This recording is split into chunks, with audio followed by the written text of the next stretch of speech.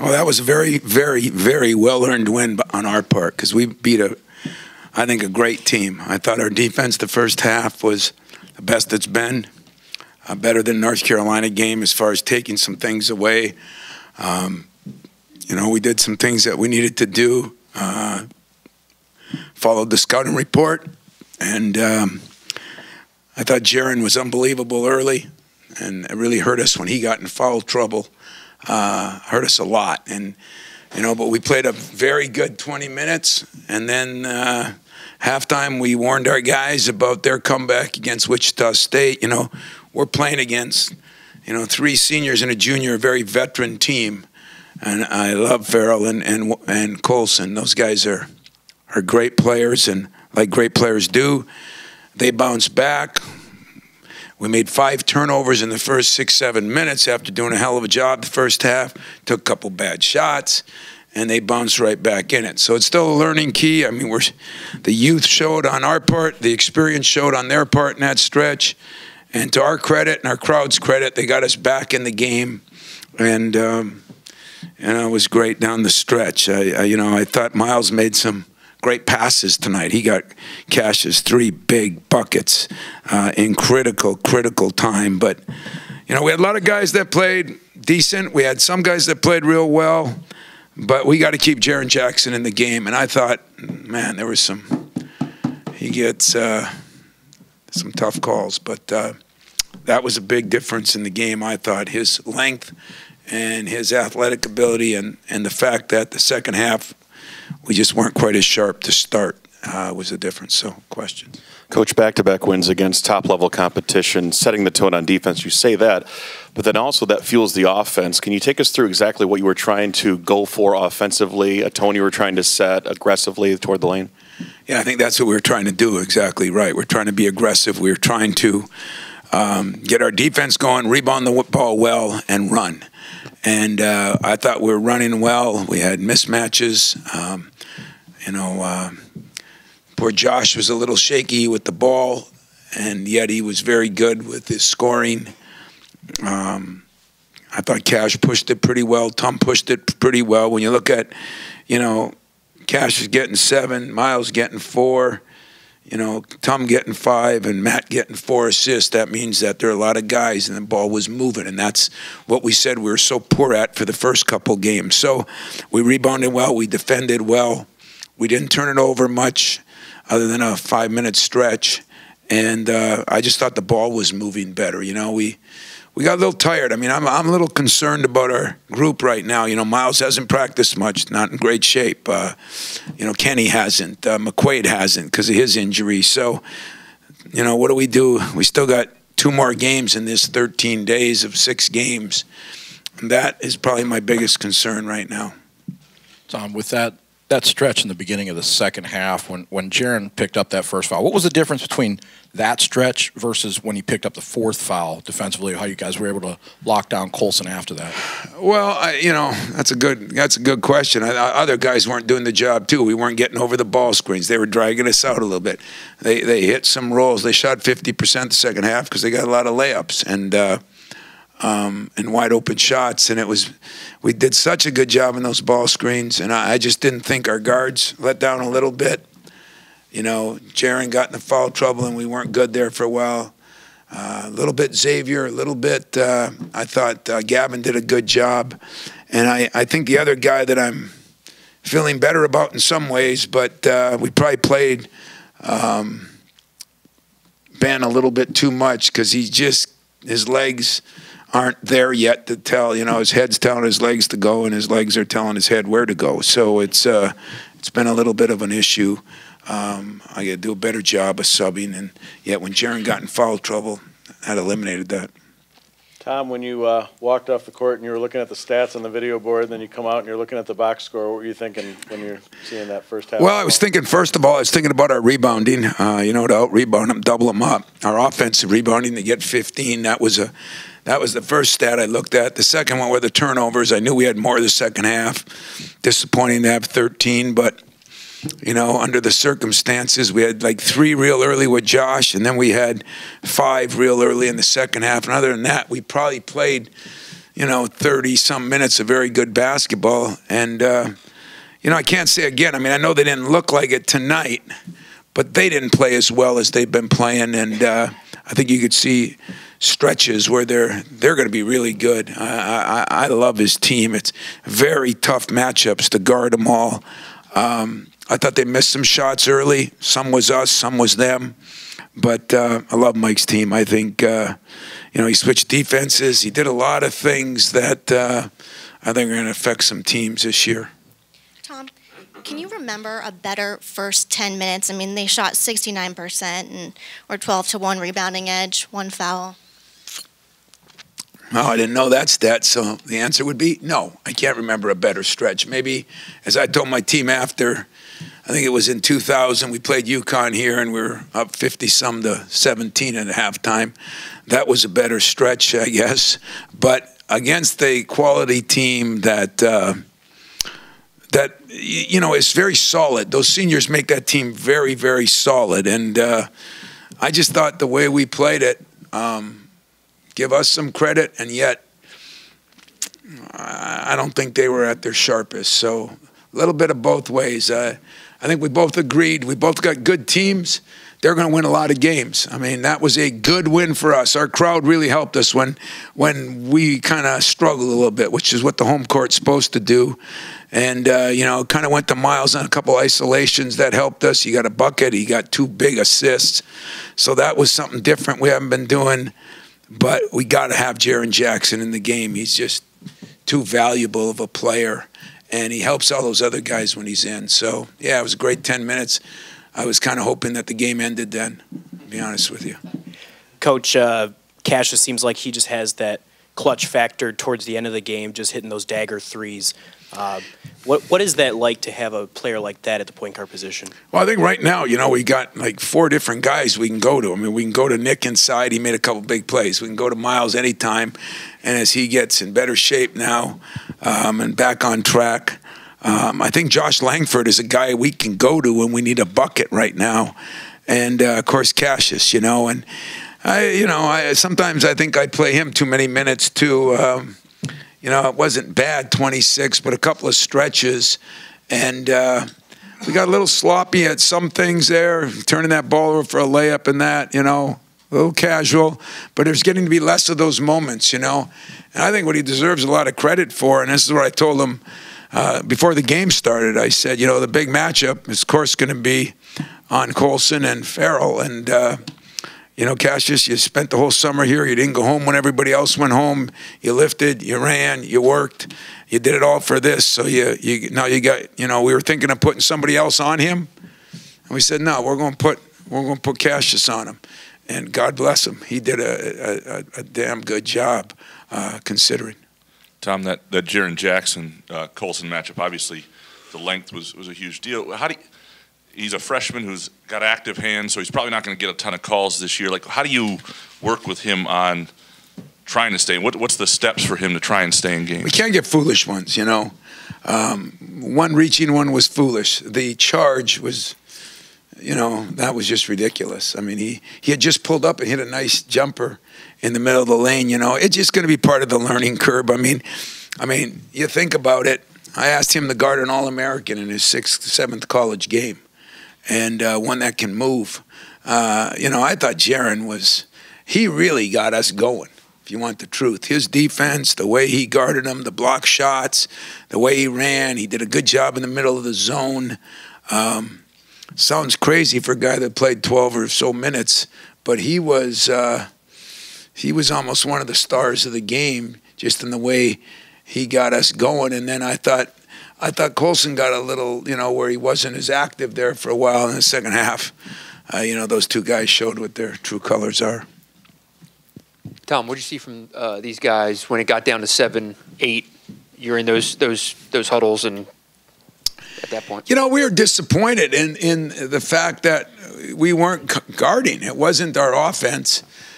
We took a couple bad shots, but we just weren't guarding the same. And I'm expecting the world. As I always do defensively, and this team has been way ahead of where I thought we'd be defensively, but we got to realize that we still, you win big games, you win championships. We've said it since the day I got to this place because of your defense and your rebounding. And at the end of the day, even though they shot 44%, I thought our defense and rebounding won us the game. And we said we got to lock down a little better. We got to get better weak side help. And then we isolated Miles a couple times. We tried to get it down to Nick a couple times. We did a little better job of that.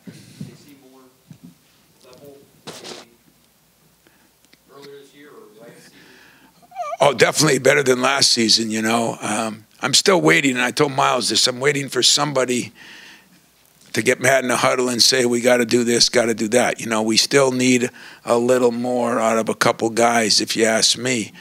But, don't underestimate how good Notre Dame is, please, because I shouldn't even complain about one thing. We beat a damn good team in not an easy situation for us coming back after those 3 games and that long trip, and got going right away, and they had a little break. So I was worried about that. I thought their seniors would rise up, which they did the second half, but I thought our crowd and our young guys did a hell of a job there in that first half stretch. Tom, I realize you have to guard your team, but over the last 4 games that you've been dominant, double digits, and you keep saying, well, they didn't play their best game. At what point does your team get credit for being the ones who are keeping these teams from not playing their best? Well, I think defensively we are, Hondo. I think we are doing a better job defensively, and we're causing some problems. I think offensively, we're still not executing like I think we need to, could, or should. But we're going to get, where we have a little more balance, inside-outside balance. But the hardest part of this year has been when they changed and put these Big Ten games in, it really changed our schedule. And so we didn't get many breaks where usually you play a game and you can work on yourself. We just didn't have much of that this year. That's the only thing that's hurt this team a little bit. I mean, we're still young. We're still trying to find ourselves offensively. And so, yeah, I'll give us some credit defensively, but I'll give us some blame on some of the foolish turnovers and some of the offensive execution that was better tonight, but hasn't been as good in the past. Tom, you said that Miles is still sort of getting back into shape and getting healthy. What does it say when you can beat North Carolina and now Notre Dame without your All-American, your lottery pick being your best player? Well, he's not. It wasn't our best player in some ways, but you got to remember too. Teams kind of, they lean to Miles. So other guys get open because he's got the ball in the wing and he can do some things. You don't always get what Miles gives us and will give us. You don't always see just in his stats. Like I said, he threw 2 of the nicest, simplest passes to Cassius tonight that were game changers. I mean, it was 2 3-pointers, 6 points. I don't think Miles could have done that last year. I mean, I think he's just better with the ball. But he's not, his ankle's, 90%, but now his conditioning's got to get there, and he needs some practice time. So I'm excited because I think Miles is going to really start taking some steps forward. And Jaren, if we can get those 2 guys moving and get the rest of those guys keep playing at the level they've been playing at, then we become a great team. Coach, in the back here, this is only the second time that you've played against Notre Dame and played against Mike Bray. How impressed are you with just the way that he's built his program and him as a coach? Like I said, I love Mike. I got to know him when I was at GA here. He was an assistant coach at DeMatha. I recruited Carlton Valentine, who's Denzel's dad, and Mike was the lead guy on that. You had to go through Mike because Morgan Wooten was, had his own thing he was doing. And so I got to know Mike real early at a couple of tournaments and then followed him at Duke. And, I think he's done a phenomenal job there. He's at a place where football's so big, but he's made basketball important. And his teams are, I guess the best word is disciplined and efficient. They're every year they're one of the most efficient offensive teams. I thought, looking at them, they're a better defensive team this year than some I've seen, in my humble opinion. But our running game hurt that a little bit early, and then they moved some things around and did a hell of a job. But Mike Bray, Notre Dame, his team, they're going to be playing I think, a long time come March and April, I really do.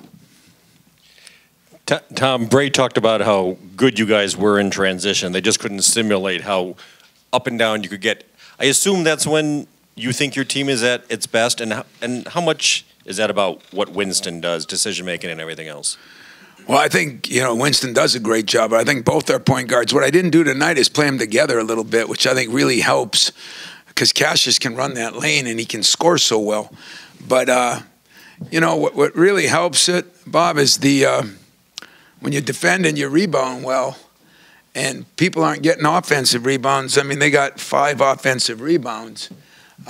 You can really push it. And I thought that was the difference. When you defend, you rebound, and you run. That's kind of been the staple of our program since the day I got here. And, ain't broke, why fix it? But I do think that's one of our strengths, just like I think one of their strengths is the efficiency and the way they run their stuff. Very good on ball screens. That was a difficult cover for us. Coach, you touched on the schedule, and you had these 2 early conference games, kind of unorthodox because of the tournament, and you're going to add to the 20 games going up. And Mike commented on that earlier as to why he doesn't want to schedule home and homes with you guys. You got the Big Ten ACC Challenge. How does that change going forward, what you're going to try to accomplish in the non-conference November, December portions of your schedule?